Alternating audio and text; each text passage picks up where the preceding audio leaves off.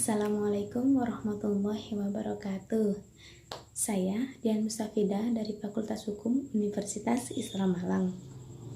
Pada kesempatan kali ini saya akan membuat video mengenai pelanggaran hak-hak yang terdapat di masyarakat. Nah, video ini nantinya akan berisi tentang wawancara kepada salah seorang kerabat saya dan juga penjelasan tentang HAM dan kesimpulan dari wawancara tersebut. Nah, kebetulan sekali saat ini kan lagi musim pandemi COVID-19.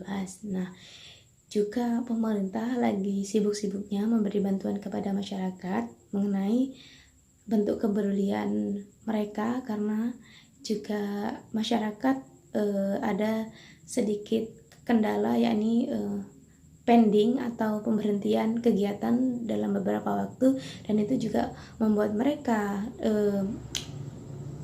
sulit untuk memenuhi kebutuhan mereka, dan pemerintah berinisiatif untuk membantu para masyarakat sekitar. Berlanjut kepada video wawancara kali ini, saya akan menjelaskan sedikit tentang HAM. HAM menurut pasal 1 Undang-Undang Nomor 39 tahun 1999, yakni seperangkat hak yang melekat pada hakikat dan keberadaan manusia sebagai makhluk Tuhan Yang Maha Esa dan suatu anugerah yang wajib dihormati, dijunjung tinggi dan dilindungi oleh negara, hukum, pemerintah, dan setiap orang demi kehormatan dan perlindungan harkat martabat manusia. Jadi, hak asasi manusia adalah hak yang telah ada sejak setiap manusia itu lahir. Di antaranya hak untuk mengembangkan hidup, hak untuk bertahan hidup, hak untuk sejahtera, dan lain-lain. Karena dengan hak itu dan dengan hak tersebut dilindungi, maka manusia akan sejahtera dan aman. Jika hak itu tidak terlindungi, maka jiwa manusia akan terancam dan kejahatan berada di mana-mana. Kita harus menghormati dan menjunjung tinggi hak asasi manusia yang ada dalam setiap diri manusia. Begitu pula dengan hak masyarakat.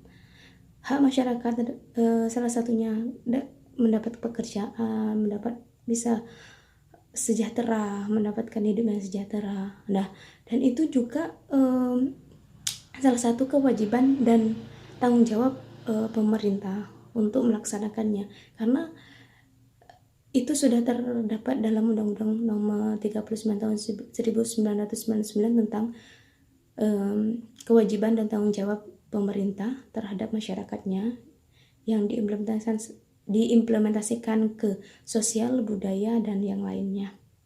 Nah, mungkin itu sekilas penjelasan saya mengenai hak asasi manusia. Nah, sebelum kita melanjut ke video wawancara kali ini, mari kita lihat video cuplikan berita tentang bantuan terhadap masyarakat. Digelontorkan oleh pemerintah pusat selama penyebaran COVID-19. Pemerintah telah memutuskan untuk menambah anggaran belanja serta pembiayaan APBN tahun 2020. Dan berikut adalah data yang sudah dirangkum oleh tim Litbang CNN Indonesia. Kita akan lihat seperti apa saja detailnya. Kita akan breakdown bantuan pemerintah selama pandemi COVID-19 atau wabah virus corona yang ada di Indonesia. Kita akan lihat bahwa penambahan biaya APBD di tahun 2020 totalnya adalah sebesar 405,1 triliun rupiah.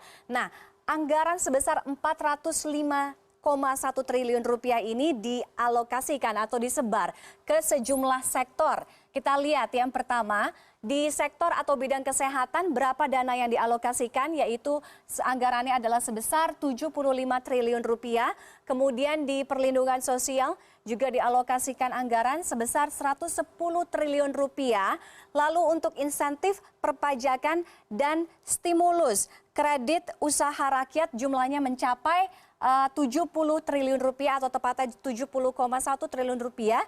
Dan untuk program pemulihan ekonomi nasional jumlah dana yang dialokasikan atau dianggarkan adalah sebesar 150 triliun rupiah. Jadi semua dari sektor-sektor ini dijumlahkan total penambahan dana atau anggaran APBN-nya adalah sebesar atau APBD 2020 yaitu sebesar 405,1 triliun rupiah. Sekarang kita akan bahas kalau tadi alokasi jumlah dananya atau anggaran sektornya apa saja.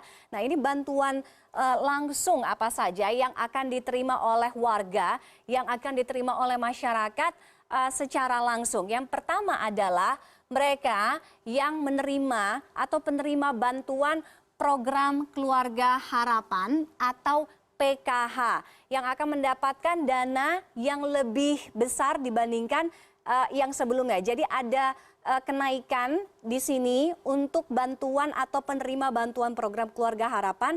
Ini jumlahnya naik 25%. Jadi PKH ini adalah bantuan untuk keluarga miskin ya. Untuk keluarga miskin terutama ibu hamil, kemudian dan juga anak, di mana kita lihat besaran manfaat program Keluarga Harapan ini jumlahnya naik sebesar 25%. Komponen ibu hamil dalam PKH ini juga naik dari 2,4 juta rupiah sebelumnya. Jadi sebelumnya ini hanya 2,4 juta rupiah, jumlahnya naik sekarang menjadi 3,4 juta rupiah per tahun. Kemudian komponen untuk tadi ibu hamil, ini untuk anak usia dini, jumlahnya pun juga naik menjadi 3 juta rupiah per tahun. Jadi naiknya mengalami kenaikan 25%. Jadi kalau kita hitung-hitung mungkin sebelumnya sekitar 2 juta rupiah, sekarang jadi naik 3 juta.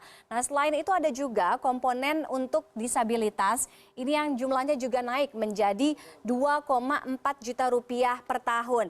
Nah dana ini atau mereka yang akan menerima bantuan program Keluarga Harapan atau PKH dengan jumlah yang sekarang yang sudah mengalami kenaikan 25% ini akan mulai berlaku mulai tanggal 1 April 2020. Artinya sekarang sudah mulai jalan, sudah mulai berlaku.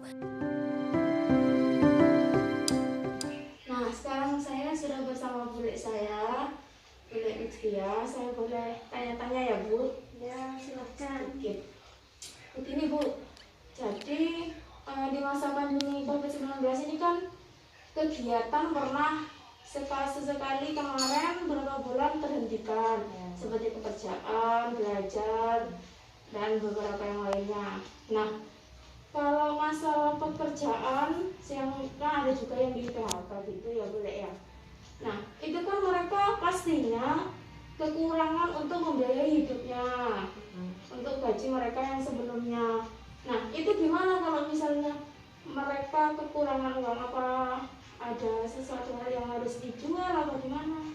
Ya, kalau tetangga kita sekitar sini ya, kalau yang saya tahu ya ada yang menjual semacam perhiasannya kalau memang punya perhiasan, terus ada kadang meminjam ke orang yang memang dituju untuk mendapatkan pinjaman seperti ke tetangga atau saudara gitu aja. Dan kadang mengharapkan bantuan-bantuan yang dari pemerintah juga. Nah, setelah itu apakah di sini masyarakat di sini pernah mendapatkan uang kompensasi dari pemerintah atau seperti sembako atau gimana? Ada yang dapat, Ada yang tidak. Itu ada yang tidak. berupa apa biasanya, Bu? Ada yang bantuan langsung tunai berupa uang, ada yang berupa beras yang dicairkan melalui ATM. Tapi kita ngambilnya ke warung-warung yang memang ditunjuk untuk mencairkan dana yang tidak langsung. Nah, itu yang mendapatkan apa sesuai dengan berita cuplikan yang seperti orang hamil Ya. atau orang miskin yang seperti apa gitu? Ya, kalau menurut saya ada yang tepat sasaran, ada sebagian ada yang nggak dapat. Yang menurut mereka seharusnya mendapatkan tapi mereka tidak dapat. Oh gitu. Jadi menurut Bule gimana? Apakah hak masyarakat itu terpenuhi di sini apa? Ya, kalau menurut saya sebagian terpenuhi dan sebagian ada yang tidak terpenuhi.